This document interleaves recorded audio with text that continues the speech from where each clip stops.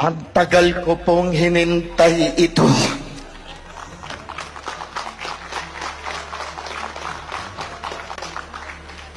Kung yung sinasabi nyo, mahal nyo si PRRD, ako, ibibigay ko ang buhay ko para sa kanya.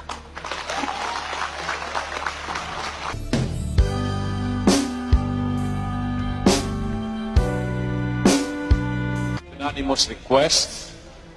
He said that he is going to seriously consider being a party nominee in the next election.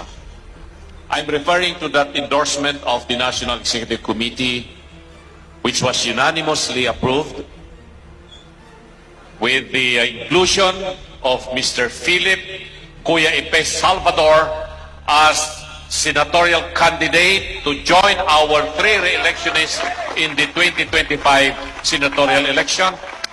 May I ask Before that Mr. Moderator, resolution be approved? first I'd like to acknowledge the reading of the resolution by our Secretary. Secretary, please. As mentioned by Secretary Lambino and as passed last March 20, 2024, Resolution number 34, entitled Nomination of Mr. Philip Salvador to be part of the PDP 2025 senatorial lineup be approved. I strongly So second the resolution of the National Council for the inclusion of Mr. Philip Salvador for the 2025 senatorial election is being presented to this Council for your approval. Any objection? Hearing none, may we request now, Mr. Moderator? May we request our candidate to be Mr. Philip Salvador to give us a few words.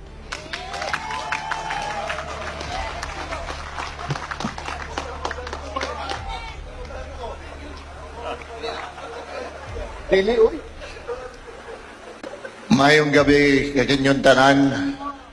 Magandang gabi po sa inyong lahat. Ang tagal ko pong hinintay ito.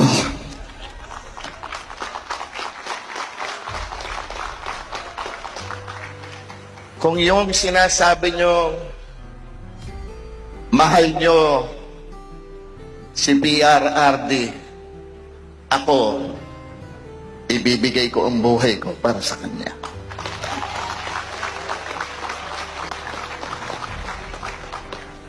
Nagkakilala po kami 2003 together with our Senator now, Christopher Lawrence Tesoro Bongo.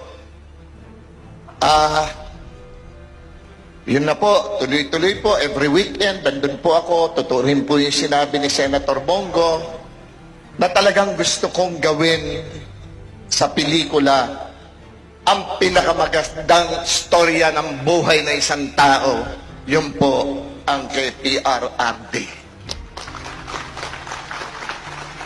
Kaya nga lang po, hinasan siya.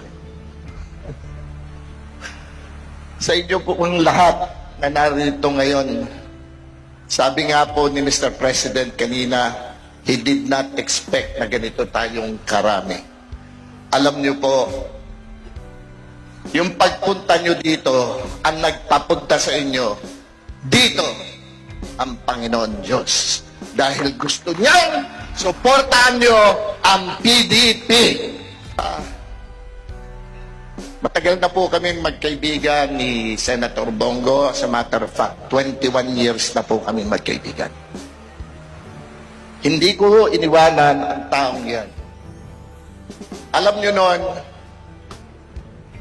nung siya'y nangangampanya noong 2019, kabado yan, nagbabasa, binabasa lahat yung sinasabi niya. Parati ko siya sinasabihan, partner, mag-down ano ka na lang, kung ano na lang yung nasa puso mo, sabihin mo. Sabi niya, partner, ano pa lang ako, umpisa pa lang ito, pero mawawala din yan. True enough po, nung maging senador siya, spontaneous na po ang kanyang mga sinasabi. Talagang mararamdaman mo ang sinasabi niya na nanggagaling sa puso. Mula noon po, na magkasama kami ni Senator Bongo, may eleksyon o wala, serbisyo sa mga Pilipino ang ginagawa ni Senator Bongo. Kasama po ako, kaya alam ko. At noon pa man po, nagseserbisyo na rin po ako sa mga Pilipino. Hindi po ako nagmamagaling.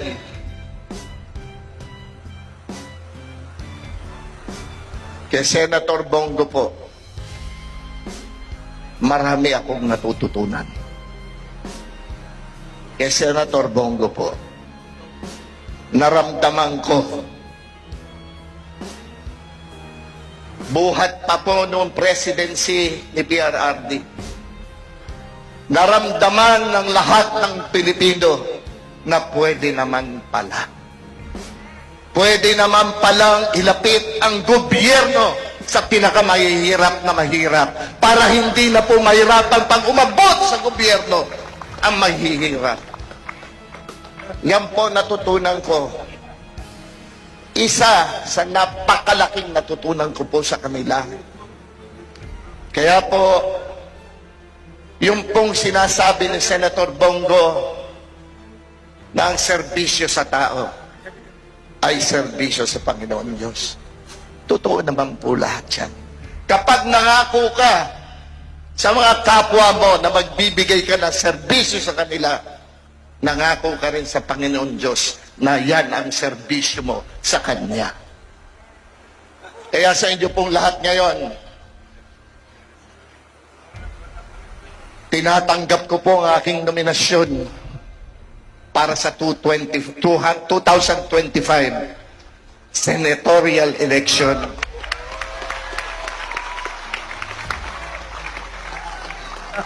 Salamat po. Mananatili po ako sa PDP hanggang sa huli kong hininga. Tandaan niyo po. Maraming salamat po. Ako po si Philip Salvador. Hindi po ako abogado. Hindi po ako doktor. Hindi po ako engineer. Ako po'y isang artista na PDP na magiging epektibong magserbisyo sa mga Pilipino. Magandang gabi po sa inyong lahat. Kuya Epe! Kuya Epe! Kuya Epe!